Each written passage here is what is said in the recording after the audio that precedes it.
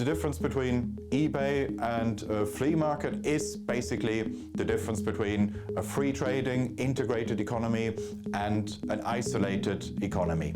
And that's why free trade does lead to prosperity overall, but it doesn't immediately benefit everybody.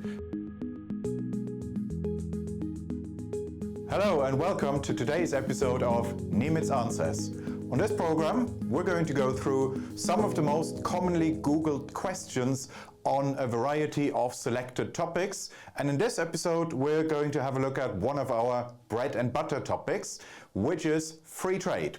The first question on that is, does free trade mean no tax? No, it doesn't mean that. Free trade means the absence of barriers to trade, the absence of barriers to cross-border trade, international trade. Now, a tax isn't a barrier to trade as long as it is applied to all producers symmetrically, irrespective of where they are from. So if you had a tax specifically on French wine, but not on English wine, then yes, that would be a barrier to trade, that kind of tax, that would be a tariff. But if it's a tax that all wine producers have to pay, then we would not consider that a barrier to trade. And therefore you can have economies that are very high tax, but that are nonetheless relatively open to trade. Realistic examples here would be France or Belgium. These are clearly high tax economies, but they are also relatively open economies. So free trade and low taxes don't have to go together. The second question is, does free trade benefit everyone? Not everyone all the time. That's one of the problems. That's one of the reasons why there is often resistance to free trade. However, it clearly does benefit economies in the longer term, and it's easy to see why that would be the case. Imagine you lived in a completely isolated village, a place that's totally cut off from the rest of the world. Now, such a village is going to be poor. Even if it's populated by extremely smart and industrious and hardworking people, doesn't matter, it would still be a poor place. Why? Well, because under conditions of isolation with a very small market, you're not going to get economies of scale, you're not going to get much of a division of labor, you're not going to get much specialization. You are going to get an economy where everyone does a bit of everything, but you wouldn't get high degrees of specialization. In such an economy, you could not, for example, be an IT specialist, because there might only be a handful of people in that village who need IT services in any given year. And if you want that kind of job, if you want people to be able to specialize in that kind of business, then you need access to large markets. So once this village builds trade links, let's say they build roads, railways, waterways, and connect with other villages and towns somewhere around them, that's when you will suddenly see specialization emerging, a division of labor, and in that case you will get a higher level of prosperity. And this is basically the difference between free trade and protectionism. It doesn't matter for the outcomes whether an economy is isolated because of physical isolation, because of physical barriers around it, or whether those are self-imposed barriers, whether those are regulatory barriers that the government of that place chooses to impose upon itself. Makes no difference in the end, the result is the same. What free trade essentially does is it increases the size of the market. And the larger the market, the better, because the larger the market, the more scope for a division of labor and for specialization you are going to get. You could also think of it this way. Let's think of the difference between a local flea market and eBay. Why is eBay so much more efficient? Well, it's purely a matter of size. In a local flea market, you're going to get lots of products that are not valuable to most people. For most people, most of what's on offer on a flea market is of no particular interest. But there might be some people who value those things very much. It's just that it's very unlikely that they are all in one place. it's very unlikely that the few people who might be interested in, say, your old comic book collection, it's very unlikely that they live nearby and are at the flea market on the same day. Whereas if you try to sell them on eBay, the chance that you are going to find the people who value these things that you want to sell, those chances are going to be very high. And that's the reason why eBay is so much more efficient. And the difference between eBay and a flea market is basically the difference between a free trading, integrated economy and an isolated economy. And that's why free trade does lead to prosperity overall, but it doesn't immediately benefit everybody. And that's why there is sometimes resistance to it. The next question is, does free trade mean no tariffs? Yes, but that's not enough. No tariffs would be a starting point. You could call that a minimum condition for free trade, because tariffs are just a very obvious and explicit barrier to trade. However, having no tariffs isn't enough for free trade. That is essentially the reason why the post-Brexit negotiations between the UK and the EU took as long as they took. You could have said, right, let's just have a very basic free trade agreement where we're going to have no tariffs and no trade quotas, and that would have taken half a page, and you could have negotiated that in 10 minutes. But the reason why it was as complicated as it was that for as long as we were in the EU, we did not just have tariff-free trade. We also had a situation where any product that can be legally sold in Britain could also be legally sold in France and Spain and Portugal, everywhere in the EU. So you had this system where there were not just no tariffs, but also no regulatory barriers, no barriers that discriminate against foreign products. And free trade means, in a more comprehensive sense, doesn't just mean no tariffs, it also means the absence of these regulatory barriers. And that is trickier to achieve in practice, because when you have tariffs on foreign suppliers, then, well, that is a trade barrier that your government has deliberately put in place. So if you then want to facilitate trade, what you would do is simply remove that barrier, and then that job is done. Whereas the problem with these regulatory barriers is that they are not supposed to be barriers. They exist because one country may have one set of rules and regulations, and a different country may have a different set of rules and regulations. They're not doing this specifically to make trade harder, that's just the way their rules have evolved. And if you want free trade between them, there's essentially two possibilities. You could either say, right, let's harmonize our rules and regulations. That's mostly the EU approach, have a single set of rules for the whole of the European single market. Or the alternative to that would be mutual recognition. It would be, you could have two governments saying, right, you regulate things in a different way, but your safety standards are ultimately comparable to ours. So we're going to recognize your regulatory procedures. If something is approved in your country and you deem it safe, then we accept that. You can also sell those goods here in our country, and the same thing vice versa. And that would be a system of mutual recognition. You could still have different sets of rules, different sets of regulation in different countries. They would just recognize each other's regulatory standards and would count them as broadly equivalent to domestic ones. And that would mean, in that way, you could also achieve free trade, even if you have different regulatory standards in different economies. Question number 4. Does free trade ensure prosperity and peace? Well, it certainly helps with both, but I wouldn't go quite as far as say ensure. That's a strong word. It's a minimum condition. It's one of those conditions that you have to have in place, but it's not sufficient on its own. So if you have an economy that's dysfunctional in many other ways, let's say an economy that lacks the rule of law, that doesn't adequately protect property rights, an economy with deficient legal institution, such an economy is going to be poor. And if you just open the borders, if you just open that economy to foreign trade, well, that's going to lead to some improvements, but that will not be enough to make that economy rich. For that, you will need a package of measures, and opening up your economy helps, but it isn't enough on its own.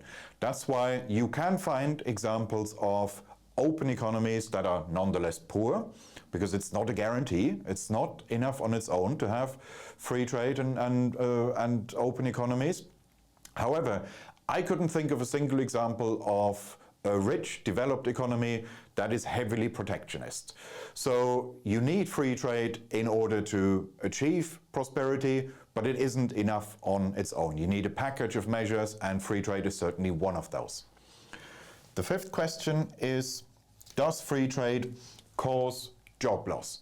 Yes, it can in the short run. It can in some sectors. And that's because imagine you have some sectors of the economy that are inefficiently run and that therefore lead to high consumer prices in those areas, and which can only survive because they are protected from foreign competitors. Now, if you then open up that market, if you let in cheaper foreign goods, then they can undercut your domestic producers. And that is going to mean that those domestic producers either have to scale back their production, or they might even have to shut down completely. So you can have job losses in some sectors if they previously only survived because they were protected. But that's not the whole story. You're going to get some initial job losses, but there is another effect. If, take the example of textiles or consumer electronics. Those are things that we used to make in a lot of Western economies, and now the vast majority of it is imported from places, from economies that can produce it more cheaply. That has put some European or Japanese, North American producers out of business, that's true. But it has also meant that for us as consumers, these goods have become a lot cheaper. So buying clothes, buying consumer electronics, buying things like the equipment on which we're recording this. These things have become massively cheaper. This would have been 30 years ago, this would have been a big investment, and now you can get that for relatively trivial amounts. Now this means that we as consumers are richer, and the effect of that is indistinguishable from a pay rise. It's as if we had received a pay rise, even if the amount of money going into our bank accounts stays the same. The fact that we spend less on a number of important goods and services, that makes us richer, and that means we're going to have some spare money to spend on other things, on things that we could not previously have afforded, on things that we previously would have deemed unnecessary, not within our budget. And in that way, we're going to create demand and create jobs elsewhere in other sectors by buying things that we wouldn't previously have bought. So it is true that in first world economies that there are now far fewer people working in the textile industry or in making consumer electronics, because this is now mostly imported and such jobs have been lost. Yes, but we have also seen a big increase in jobs related to leisure industries, because those are things that previously, 30 years ago, we would have said we can't afford this, or only on special occasions. And now a lot of things that used to be reserved for special occasions, dining out, used to be something that people did for Christmas or birthdays, and now it's an almost everyday occurrence. And in that way, these sectors have expanded and they have created new jobs, and therefore the total impact on the number of jobs is zero. A free trading economy is not going to have higher unemployment rates or lower employment rates than a protected economy. Opening up your economy isn't going to change the unemployment rate in the longer term. It just leads to a reallocation. It means that you will have different kinds of jobs. You will have the same number of people in employment, but they will do different things. In the short term, however, that can be a painful reallocation process, and that is why in the short term free trade isn't always popular, but it is nonetheless worth it in the end and on the whole. The next question: Does free trade promote economic growth? Well, as I said before, it helps with economic growth. It would be hard to have high rates of growth if you are an isolated economy, unless that economy is so large that you can have internal division of labor. That's why some defenders of protectionism argue that actually the United States were a fairly protectionist economy in the 19th century, in the period when they became the global economic superpower. And that is true, but that is simply because the United States they're such a large country that they can get away with a level of protectionism that smaller countries simply couldn't. But that doesn't mean that that is what made them rich. It's more that they became rich despite being protectionist, and became richer still later once they became less protectionist. The next question is, does free trade exist? Well, okay, free trade isn't something that exists or doesn't exist. It's a spectrum where you have completely open economies on one end of the scale and completely closed economies at the opposite end of that spectrum. And in reality, all economies fall somewhere in between. Most, or pretty much all developed economies nowadays are closer to the free trade or end of the spectrum than they are to the completely closed end of the spectrum. You have Hong Kong and Singapore, which are probably the most free trading economies in the world nowadays. And the opposite extreme would be North Korea, the closest thing we have to a completely closed economy. Next question. Does free trade have tariffs? No, it doesn't. But as I said before, that isn't enough for free trade. That would be a minimum condition. That would be the way you start your trade liberalization process, because that is the easiest way to do it, the easiest thing to do, because there you just drop barriers that you have yourself previously imposed. And an economy without tariffs is closer to free trade than it was before, but that's not enough. You have to go further if you want free trade. Does free trade lower prices? Yes, it definitely does. By definition, you could say, because the whole point of a trade barrier, if it is a tariff or a quantity restriction, a quota, the whole point of barriers like that is to raise prices for foreign producers. So therefore, if you drop those, then yes, of course, consumer prices will now fall, because those foreign producers will now no longer have to pay those tariffs, or they will no longer be limited by those quantity restrictions. So free trade lowers prices in a very direct way, but that's maybe not even the most important aspect of it. Free trade also leads to lower consumer prices by enabling a pattern of division of labor, specialization that you wouldn't otherwise get. So you get entire regions, entire countries that specialize on producing particular goods and services, and they don't just produce them for themselves, they produce them for the whole world.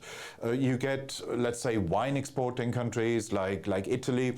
They, of course, don't just or even primarily produce for local consumptions. They export to the whole world, and by doing that, that means they get a level of specialization and economies of scale that they couldn't obtain if they only produced for their own local market. And the last question, does free trade help developing economies? Yes, definitely. It helps developing economies most, and that's for at least two reasons. Firstly, it gives them access to larger markets if developed economies also open up their markets to them, if it's a reciprocal process. Then that means they gain access to wealthier export markets, but it also means that if they lower their own trade barriers, they gain access to foreign capital, foreign technology, foreign know-how, foreign management skills, business skills. They open up the possibility for catch-up growth. It means that they don't have to go through the same process of economic development that Western countries had to go through, where it took several centuries. If you are a poor economy today and you integrate yourself into the global market and trade extensively with more advanced economies, then it's not going to take you centuries to industrialize and develop as it did in the West. You can have that process in a couple of decades or even just years. And that is why, if you look at the economies that grew at especially fast rates in the second half of the 20th century, the countries that were not first world countries in the middle of the 20th century, but then became first world economies over the course of the rest of the 20th century. The Asian tigers here in particular, Hong Kong, Singapore, Taiwan, and South Korea, a big part of that process was that they opened themselves up to trade. Not completely free trade, but certainly far closer to it than they were before. They integrated themselves into global markets, and even though that alone wasn't enough, that wasn't the only thing they did differently, that was definitely part of the package that made those countries rich. Well, if you enjoyed that conversation, why not watch one of these other videos? And while you're here, remember to hit the subscribe button and the notification bell. That way, you'll never miss out on a single IEA broadcast.